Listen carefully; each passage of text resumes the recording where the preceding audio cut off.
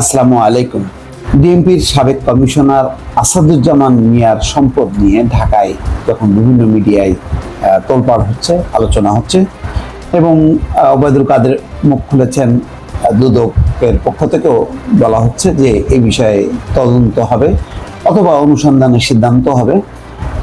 ঠিক সে সময় খবরের প্রকাশ, সস্ত্রীক তিনি দেশ ছেড়েছেন। কোথায় গেছেন? মার্কিন যুক্তরাষ্ট্রে। ইত্তেফাকের এই খবর, সাবেক কমিশনার আসাদুজ্জামান মিয়া সস্ত্রীক দেশ ছেড়েছেন বলে জানা গেছে। ঈদের আগে আমেরিকায় গেছেন তিনি। ওই দেশেও বিভিন্ন সম্পত্তি তিনি গড়ে তুলেছেন। সাবেক যে মহানগর পুলিশ কমিশনার আসাদুজ্জামান মিয়া, তিনি দেশ ছেড়ে ভাগছেন, এরকম একটা খবর প্রকাশ করেছে এই বিডি নিউজ 24। তারা বলেছে যে বিপুল সম্পদের খবর প্রকাশের পর দেশ ছাড়লেন সাবেক ডিএমপি কমিশনার। গত সপ্তাহে তিনি স্ত্রীর সহ আমেরিকায় গেছেন এবং জানা যায় যে ওই দেশেও তিনি বিভিন্ন সম্পত্তি গড়ে তুলেছেন, সেই সাথে বিনিয়োগও করেছেন বিভিন্ন খাতে, আমেরিকায় বিনিয়োগ করেছেন। এখন মার্কিন সরকার যদি দয়া করে তাকে ফেরত দেয় আর কি, তার সম্পত্তির মধ্যে ফেরত দেয়। এছাড়াও সেখানে তার ছোট ছেলে আসিফ মাহাদিন পড়াশোনাও করেন, ইত্যাদি ইত্যাদি। তো দেখেন, এই আসাদ চোরা সে কিন্তু দেশ ছেড়ে অলরেডি পলাইছে। আসসালামু আলাইকুম প্রিয় দর্শক, ফাইনালি চলে আসলাম আপডেট ও গুরুত্বপূর্ণ কিছু নিউজ নিয়ে আপনাদের মাঝে। প্রিয় দর্শক, অবশ্যই ভিডিওটি শেষ অবধি দেখবেন। দর্শক, আপনাদের কাছে ছোট্ট একটি অনুরোধ, দেশ এবং দেশের বাইরে হলে কমেন্ট বক্সে লিখে জানিয়ে দেবেন, আর চ্যানেলে নতুন হলে সাবস্ক্রাইব করে পাশে থাকা বেল বাটনটি অবশ্যই অল করে দেবেন, কারণ পরবর্তী আপডেট নিউজ সবার আগে পাওয়ার জন্য প্রিয় দর্শক আর অবশ্যই একটি লাইক। তদন্ত হবে অথবা অনুসন্ধানের সিদ্ধান্ত হবে। ঠিক সে সময় খবরের প্রকাশ, সস্ত্রীক তিনি দেশ ছেড়েছেন। কোথায় গেছেন? মার্কিন যুক্তরাষ্ট্রে।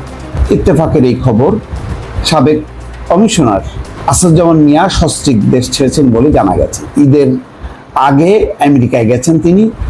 ওই দেশেও বিভিন্ন সম্পত্তি তিনি গড়ে তুলেছেন, সেই সঙ্গে বিনিয়োগ করেছেন বিভিন্ন খাতে। এছাড়া সেখানে তাদের ছোট ছেলে আসিফ মাহাদিন পড়াশোনাও করেন। তো সব মিলিয়ে আসলে ওনাদের লাইফটা খুব আগে থেকে সেটেল, সবকিছু সেট করে রাখেন। ছেলেমেয়েরা পড়েন বা বিষয় সম্পত্তি গড়ে তোলেন, তারপরে রিটায়ারমেন্টের পরে তারা নিরাপদে দেশ ছাড়েন এবং সেখানে বাকি জীবনটা কাটান। এইভাবেই চলছে আর কি। আর ঢাকায় বসে হইচই হয়, তারপরে একসময় এটা থেমে যায়। খবরে বলা হচ্ছে, সম্প্রতি আসাদুজ্জামান মিয়া ও তার পরিবারের বিপুল পরিমাণ সম্পদের খবর প্রকাশিত হয় গণমাধ্যমে। এরপরই দেশ জুড়ে শুরু হয় নানা আলোচনা সমালোচনা। দুদক ঈদুল আজহার ছুটি শেষে তার সম্পদের বিষয়ে অনুসন্ধান কার্যক্রম শুরু করতে পারে এমন একটি আভাস দেওয়া হয়েছে। গণমাধ্যমের প্রকাশিত খবর থেকে বলা হচ্ছে, পুলিশের সাবেক এই ঊর্ধ্বতন কর্মকর্তার স্ত্রীর নামে ঢাকায় একটি বাড়ি, 2টি ফ্ল্যাট এবং মেয়ের নামে একটি ফ্ল্যাট রয়েছে। এছাড়া ঢাকা, গাজীপুর ও নারায়ণগঞ্জে তার স্ত্রী ও সন্তানদের নামে 67 শতক জমি রয়েছে। এই 3 জেলায় তার পরিবারের সদস্যদের নামে রয়েছে আরও 166 শতক জমি। এ বিষয়ে দুদক কমিশনার জহুরুল হক জানান, আসাদুজ্জামান মিয়ার সম্পদের তথ্য প্রকাশের খবর তার নজরে আসেনি। যদি সাবেক এই পুলিশ কর্মকর্তার জ্ঞাত আয় বহির্ভূত সম্পদের খোঁজ পাওয়া যায়, তাহলে দুদক ব্যবস্থা নেবে। সংস্থাটির আরেক আইনজীবী খুরশিদ আলম খান বলেন, ছুটির পর তারা অনুসন্ধানের সিদ্ধান্ত নেবেন। পুলিশের উচ্চ পদে আসীনদের এমন কর্মকাণ্ডে বাহিনীটিতে শুদ্ধ অভিযান জরুরি হয়ে পড়েছে বলেও তিনি মন্তব্য করেন। আর এই ব্যাপারে আজকে ওবায়দুল কাদেরও বক্তব্য রেখেছেন। তিনি বলেছেন যে অভিযোগ, দুর্নীতির তেমন অভিযোগ এখনো পাওয়া যায়নি, তারপরে দুর্নীতির ব্যাপারে সরকার একেবারে দ্বিধাহীন। যদি তদন্ত হয়, সেই তদন্তে তারা সাপোর্ট দেবে, দুদক স্বাধীনভাবে করতে পারে, এই কথাবার্তাগুলো বলেছে। কিন্তু প্রশ্ন হলো একটা, যে যার বিরুদ্ধে তদন্ত হবে তারা তো থাকে না কেউ। যেমন বেনজির আহমেদের বিরুদ্ধে তদন্তের কথা হলো, তদন্ত শুরু হয়েছে এবং জব্দের নির্দেশ দেওয়া হয়েছে, আলামত পাওয়া গেছে। কিন্তু সেই বেনজির আহমেদ কোথায়? এখনো পর্যন্ত কিন্তু তিনি নিজে বলেননি বা কোনো গণমাধ্যম নিশ্চিত করেননি তিনি ঠিক কোন দেশে আছেন। তো এরকম অবস্থা মানে হচ্ছে এক ধরনের পালিয়ে যাওয়া। তো গণমাধ্যমে প্রতিদিনই প্রকাশ হচ্ছে যে সাবেক আইজিপি বেনজির আহমেদ বিদেশে চলে গেছেন, 4 মে তিনি দেশ ছেড়েছেন। কিন্তু তিনি এত ওই যে ফেসবুকে লাইভে তিনি কথা বলেন, কিন্তু এই বিষয়ে তো একটা বক্তব্য দিলেন না যে তিনি পেশাগত কাজে হোক, স্ত্রীর চিকিৎসার জন্য হোক, কোথায় গেছেন, কোথায় আছেন, এই বক্তব্য কেন দিচ্ছেন না? তার মানে এক ধরনের আড়ালে চলে গেছেন। তো আসিফ মিয়া আমেরিকায় গেছেন, তার সন্তান পড়াশোনা করে। এখন এইদিকে যদি সত্যি সত্যি দুর্নীতি তদন্ত শুরু হয়, আর তিনি যদি মনে করেন যে না, এখানে এটা ফেস করা ঠিক হবে না বা তার পক্ষে এটা সম্ভব না, তাহলে তিনি তো আমেরিকা থেকে আর ফিরবেন না। তাহলে কি করার আছে? কিছুই করার নেই। তার মানে হচ্ছে এই যে যারা দেশের সম্পদ বিদেশে নিয়ে যায়, অথবা দেশেই যারা কোটি কোটি টাকার দুর্নীতি করেন, তারা আসলে ধরাছোঁয়ার বাইরে থাকেন। তারা যখন দুর্নীতি টাকা পাচারে যুক্ত থাকেন তখন তারা দেশে থাকেন, সেই সময় সরকারের সংশ্লিষ্ট সংস্থাগুলো চুপচাপ থাকেন। তারপরে যখন চলে যান তখন এটা নিয়ে হইচই হয়, আবার কারো কারো ক্ষেত্রে হইচই হয় না। তো অনেক সময় হইচই হবার পরেও দেখা যায় যে সংশ্লিষ্ট ব্যক্তি খুবই সুন্দর মতন করে তিনি দেশ ছেড়ে চলে যান। ফলে আর ওই কাঙ্ক্ষিত তদন্ত হওয়া বা সাবেক যে মহানগর পুলিশ কমিশনার আসাদুজ্জামান মিয়া, তিনি দেশ ছেড়ে ভাগছেন, এরকম একটা খবর প্রকাশ করেছে এই বিডি নিউজ 24। তারা বলেছে যে বিপুল সম্পদের খবর প্রকাশের পর দেশ ছাড়লেন সাবেক ডিএমপি কমিশনার। গত সপ্তাহে তিনি স্ত্রী সহ আমেরিকা গেছেন এবং জানা যায় যে ওই দেশেও তিনি বিভিন্ন সম্পত্তি গড়ে তুলেছেন, সেই সাথে বিনিয়োগও করেছেন বিভিন্ন খাতে, আমেরিকাও বিনিয়োগ করেছেন। এখন মার্কিন সরকার যদি মানে দয়া করে তাকে ফেরত দেয় আর কি, তার সম্পত্তির মধ্যে ফেরত দেয়। এছাড়াও সেখানে তার ছোট ছেলে আসিফ মাহাদিন পড়াশোনাও করেন, ইত্যাদি ইত্যাদি। তো দেখেন, এই আসাদ চোরা সে কিন্তু দেশ ছেড়ে অলরেডি পলাইছে। এবং এই আসাদ চোরার বিভিন্ন খবরাখবর তো আমরা জানি। এখন ঘটনাটা হয়েছে কি, যে পুলিশের সঙ্গে পুলিশের এমন দ্বন্দ্ব শুরু হয়েছে যে এটা সরকারও নিয়ন্ত্রণ করতে পারতেছে না, এবং সরকার আসলে নিয়ন্ত্রণ করার চেষ্টাও করতেছে বলে আমার মনে হয় না। কারণ গত এই 14 বছরে পুলিশ প্রশাসন এত দুর্নীতি করেছে। দেখুন, একটা ইঞ্জিনিয়ারও ঘুষ খায়, একটা পুলিশও ঘুষ খায়, কিন্তু পুলিশ ঘুষ খাইলে সরাসরি মানবাধিকার লঙ্ঘন হয়। কারণ পুলিশ একটা মানুষকে টর্চার করে তার কাছ থেকে জোর করে টাকা আদায় করে। আর মহানগর পুলিশ কমিশনার তো টাকার খনি রে ভাই। একটা থানার, ঢাকার কোতোয়ালি থানার ওসি, তারপরে বিভিন্ন থানার ওসি, একটা ওসি যদি কয়েক হাজার কোটি টাকার মালিক হয়, তাহলে সেই ওসিদের বসের বস ডিএমপি কমিশনার, সে কত টাকার মালিক আপনি বলেন তো? তো এরকম টাকা হইছে খাইছে এই আসাদ মিয়া বলেন, তারপরে এই শফিক বলেন। আবার দেখেন সাবেক আইজিপি শহীদুল হক, এই শহীদুল হক তো ছিল দুর্নীতির বরপুত্র। এই শহীদুল হক যখন আইজিপি ছিল তখন কি পরিমাণ যে গুম খুন ক্রসফায়ার হয়েছে। এই শহীদুল হক ছিল তখন আইজিপি। এই যে আসাদ চোরা মিয়া আসাদুজ্জামান, ও ছিল ঢাকা মহানগর পুলিশ কমিশনার। আর কৃষ্ণপদ রায়, সেই কৃষ্ণপদ ছিল ডিবি কমিশনার। এরা তিনজন মিলে যেই রকম গুম খুন ক্রসফায়ার গুলো করেছে, সেই আইজিপি শহীদুল হক এখন টকশোতে অনেক বড় বড় কথা বলল। আবার ওই জয়পুরহাট না জানি কোন আসন থেকে আবার আওয়ামী লীগের মনোনয়নও চায়, যদিও পাননি তিনি। মানে এত টাকা পয়সা তিনি ইনকাম করেছেন। এই আইজিপি শহীদুল হক যেই পরিমাণ অর্থ সম্পদ দুর্নীতির মাধ্যমে ইনকাম করেছেন, তার কাছে বেনজিরও শিশু, এই মিয়া আসাদুজ্জামানও শিশু। এখন রিটায়ার করার পরে তিনি অনেক মিষ্টি মিষ্টি কথা বলতেছেন, অনেক মানে সৎ সাজতেছেন। যেমন তিনি একটা বই লিখেছেন, পুলিশ জীবনের স্মৃতি, স্বৈরাচার পতন থেকে জঙ্গি দমন। এই যে স্বৈরাচার পতন থেকে জঙ্গি দমন, মানে এই জঙ্গি নাটকগুলো যে কি ভাবে তারা করেছে। আমি আগে বলেছিলাম না, তখন ওই যে 14 থেকে 18 ওই সময় পুলিশের প্রধান ছিলেন শহীদুল হক, তারপরে গোয়েন্দার কমিশনার ছিলেন কৃষ্ণপদ রায়, মহানগর পুলিশ কমিশনার ছিলেন আসাদুজ্জামান মিয়া, আর এসবির ছিলেন ওই যে মনিরুল। এরা মিলে যেই পরিমাণ জঙ্গি নাটক এরা করেছেন, তো এটা নিয়েই বই লিখেছেন, পুলিশ জীবনের স্মৃতি, স্বৈরাচার পতন থেকে জঙ্গি দমন।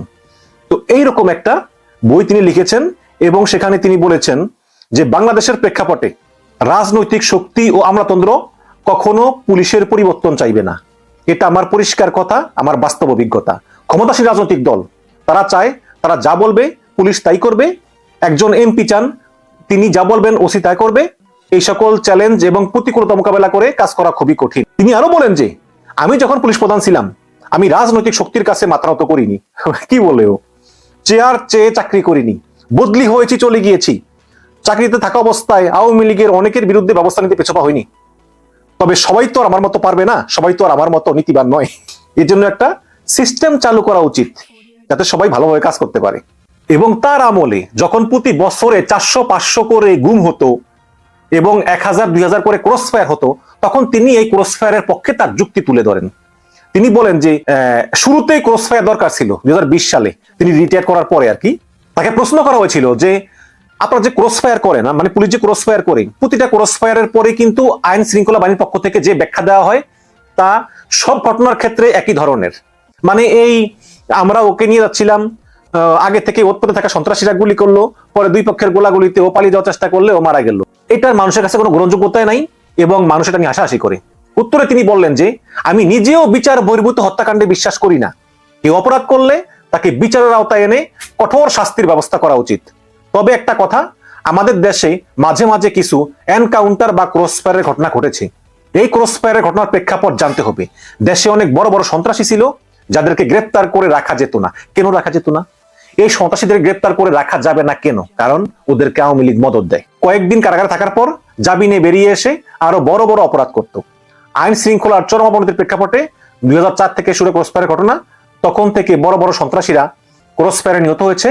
দেশের মানুষও তাকে ব্যাপক সমর্থন দিয়েছে। দেখা যায় যে ক্রসফায়ারের ঘটনায় আইন শৃঙ্খলা পরিস্থিতির অনেক উন্নতি হয়েছে।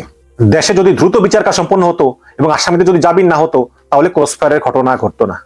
তো দেখুন, একটা লোক যত বড় অপরাধী করুক না কেন, তার বিচার হতে হবে।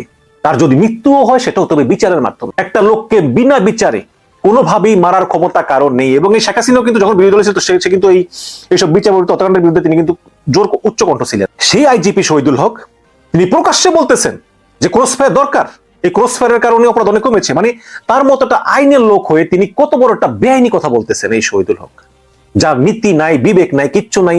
এখন তিনি টকশো করেন, অনেক নীতি কথা বলেন এবং তার অনেক অপকর্ম আছে।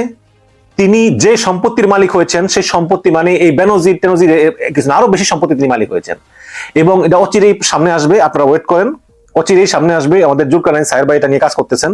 তার সকল দুর্নীতির সব নথিপত্র সব সামনে আসতেছে এবং পুলিশের ভিতরে কিন্তু একটা দ্বন্দ্ব জড়িয়ে গেছে।